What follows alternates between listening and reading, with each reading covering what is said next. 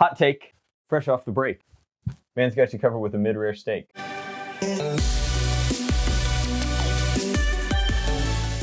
That's as far as I've gotten in my rap career, but mostly it's just for that one guy who compiles all of my intros for the year to really mess with his editing flow. That's just my own personal giggles. Anyway, today we have something super exciting, and this is yet another sneak preview of a piece of DZPT tournament equipment in the form of a brand new blaster. So this is the Mk1.2, and this comes completely out of left field for me. I thought that the 1.1 was a solid blaster. I thought the 1.0 and the 1.1 being pretty much copies, that was the nomenclature going forward. And then in a meeting, they were like, all right, we'd like to feature the 1.2 in the tournament. And I'm like, the 1.1? So this is the, I guess, upgrade, the evolution, the next iteration of the sort of pump action pro Springer with takedown pins. And to that end, I think that it's a pretty healthy evolution. I'm pretty excited to get to share it with you.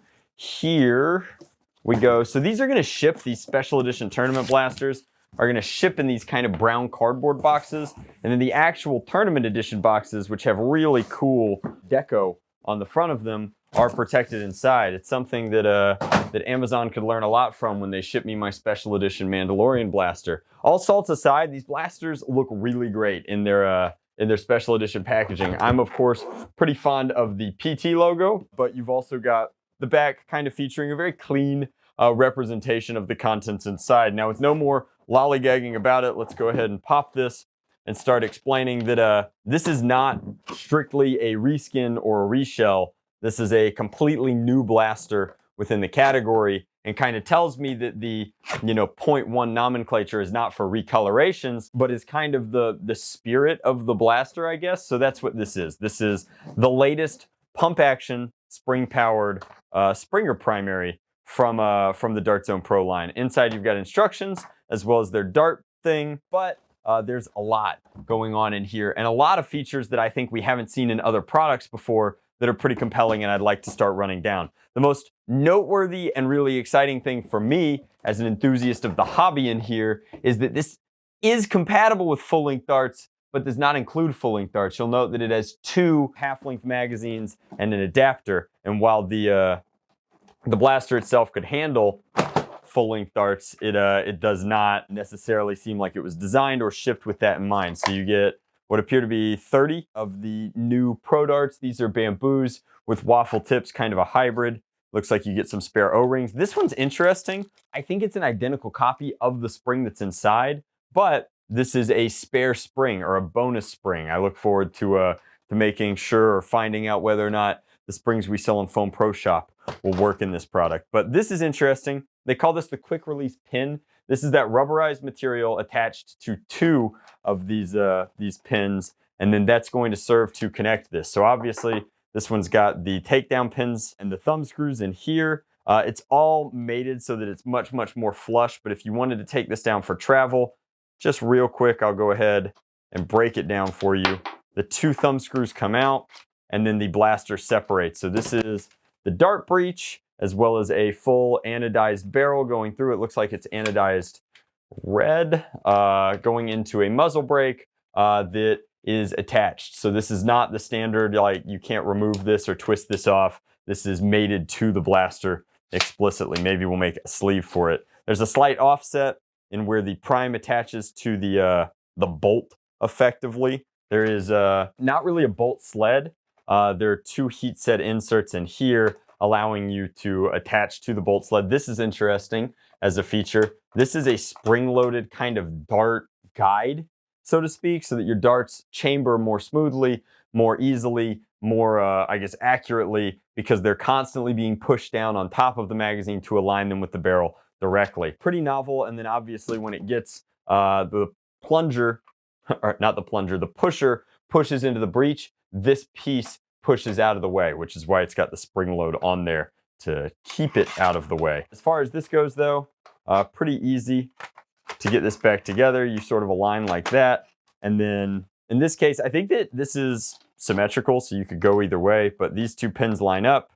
I'm gonna put it on this side because I'm right-handed, like that. And then it clicks into place like that, locking the blaster into place, I'm going to go ahead and add my thumb screws. And again, as opposed to previous generations of the 1.0, 1.1, this seems far more thoughtful. The thumb screws are tight to the body. They've almost got a groove in here where they fit into place, and it seems like they were kind of designed around them as opposed to that was an afterthought on the shell. But a lot of other features on here to talk about, a lot of really cool stuff. First off, I guess patents be darned, this is an in-strike stock attachment point. There's no kind of messing around with that. Like, that is what this is.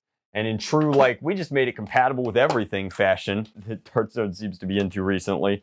You've got this as your stock. That's a pretty compact stock, feels good like this. And then it's got plenty of features. First off, you can push this button here and pull it off, and there's a micro kind of M4 style buffer tube stock on there. Turns out it is compatible with the stocks that I sell, which means that it's pretty much mil-spec buffer tube. It might be a little loose. A lot of the toy stocks have been that way. And then, as though that's not featureful enough, you've got this button on this side here where when you push that, this flips in like this and becomes, it's kind of funny, you have to extend it all the way, extend it some of the way, push the button, and then there's this nubbin, this notch on the side of the blaster that otherwise pretty innocuous, but is clearly designed to attach like that. So that's where the stock goes, and then you kind of have this folding stock where you could keep it tight like that. It does barely stay out of the way of your trigger finger there, so you could fire through like that. I've got the safety on right now. Let's go ahead and put it in fire mode just so that we can deprime it. Seems like it's got a pretty good plunger padding system, and then obviously to get that back, you just kind of grab and yank and it'll snap into place like that. Pretty cool. You've got rubberized padding on the back of this stock, which is nice. You've also got rubberized grips here as well as here. In true DZP fashion, it seems like pretty much anything that you touch is either textured or rubberized. Then you've got side rails on the blaster itself, as well as a full top rail running the full length of it. And just interestingly enough, while they're not full on like tritium sights, they're definitely light up plastic. They catch the light very nicely, and they're almost, and I can't help but wonder. So if you've ever shopped on foamproshop.com and you've bought our Equinox sights, that's a throwback to a Sig Sauer product that I really like, where they did a special edition of real steel where there was red fiber optic and then green tritium as the two sights, and it was designed to be both day and night high vis. It was like kind of split the difference, so to speak. I'm not going to speak to whether or not that's a gimmick or it's really cool, but it's something that I've become used to and I really like. And I couldn't help but notice that these and these are red and green, and I'm like, how much of art imitates life versus am I just anyway? So I couldn't help but notice that these are green and this is red, and either they're big fans of Sig Sauer or they're paying very close attention to the aftermarket. One way or another, it's pretty cool to see that implemented, because again, that's something that I like a lot. Something that I didn't see coming is that this has a riser built into it. You can click through how high you want the back points to be so that you could line up your target on a log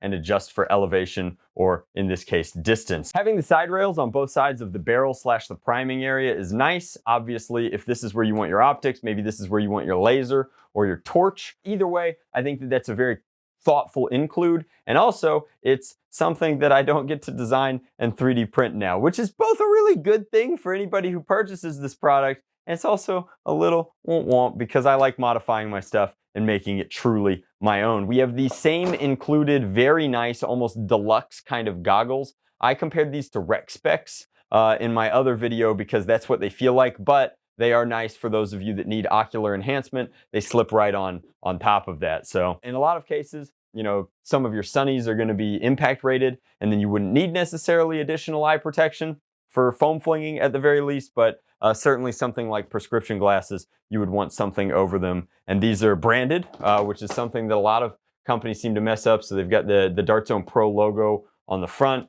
and then they just look sharp. They match the rest of the product as opposed to being 2-cent cheapy includes.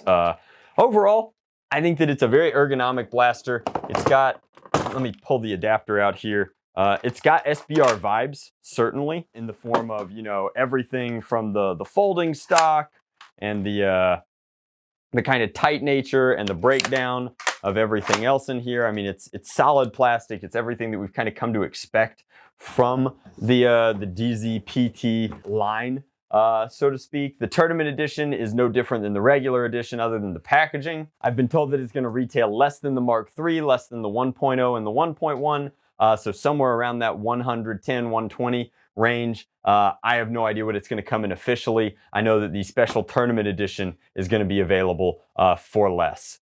So whatever it winds up costing, you'll be able to get a deal on it by pre-ordering the tournament edition, which is pretty special. But that said, is it a competitive worthy blaster? We could talk about the modularity of it, the rails, the sights, the stock, and how thoughtful all of that design is. We could talk about the rubber and the ergonomics. It certainly fits the body really nicely and has the ability to fit the body even better. And of course, if you want to use your favorite in-strike stock on it, that is an option. We could talk about how you pull these 4 screws off, and there's a quick change system for springs in here. It's interesting that they just sent an exact replacement of the spring and not like, you know, a Mo Power baby spring. But hey, that leaves a window for me to do something very spicy in the mod guide, right? In the meantime, let's take it outside and let's see how it performs stock. All right, guys, so we're out here with the 1.2. Let's go ahead and prime it. Throw this in, come forward.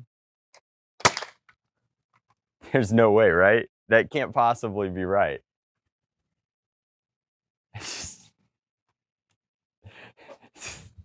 It's gotta be an error, right?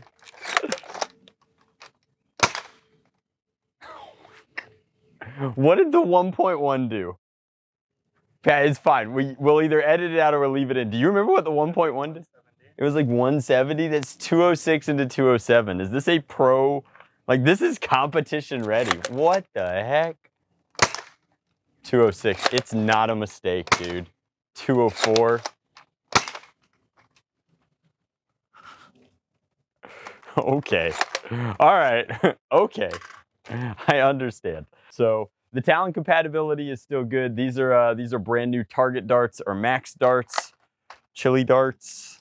I need to memorize the names of all the darts. That was with the kind of fancy, the bamboo darts that we're getting over 200. Let's see what the target darts do. 194, 193, 188, 189, 194, 193. So while they're definitely readily available, also just, I mean, hats off.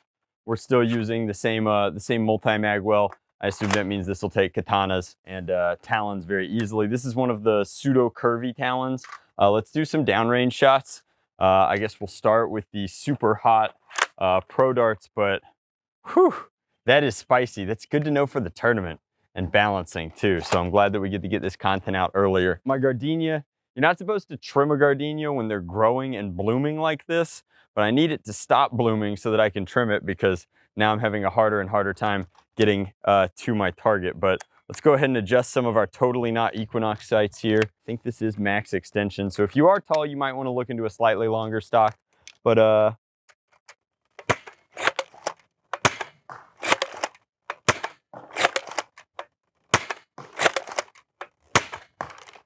mean, that's 4 in a row. How definitive do you need it to be? Jeez, what a powerhouse. All right, so we're gonna switch to the max darts and put a few of those downrange.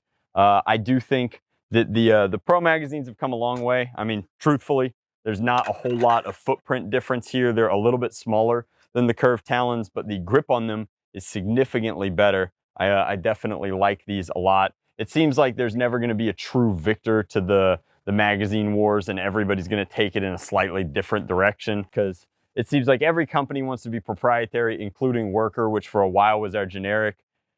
What are you gonna do? For all intents and purposes, the multi-compatibility seems to be the stock and trade of various different manufacturers and companies. And for us, we should just be pretty grateful because everybody's got a bin with some kind of half-length magazine in it. And if you don't have a bin with half-length magazines in it, these are pretty tight. I like these a lot. I think that as far as featureful magazines go, the grip patterning on them, the way that they only go in one way, and you can tell that from the curvature of them, and the fact that they hold virtually any half-length dart is pretty solid. Obviously, the talons are cheaper, but you know, when these are available in multi-packs and stuff like that, it's hard to say. Anyway, let's put some target darts downrange, some max darts, if you will. Well, that doesn't seem to have any.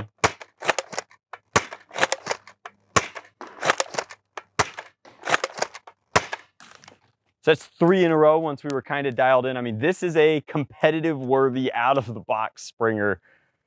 It's hot. It's really hot. It's almost 100 degrees while we're filming the video. So it's hot across the board. I'm sweating both because I'm in a rainforest and also because this is easily the most competitive ready injection molded product that you've been able to buy just off the shelf, so to speak. The coloration on it, I'd be remiss if I didn't say that that red and gray, splash of black, pretty sharp. However, the overall design of this product, the overall power of this product is superb. I don't know what we're gonna do in the mod guide. I'd like to assume that there's pick rail hiding underneath this grip, but we'll save all of that for the mod guide. So if you're not already subscribed, if you're not up to speed on the Foam Pro Tour leading into the Dart Zone Pro Tour, I mean, we are giving away $10,000 in prize money to the #1 team using blasters just like this up in Rochester, New York this July.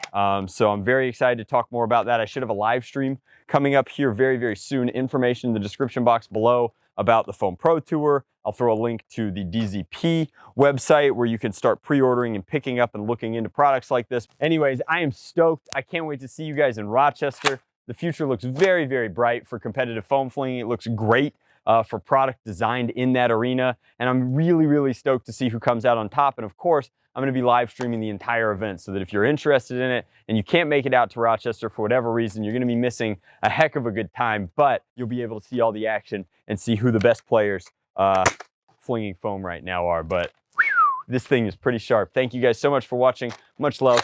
Blast on. Drac out.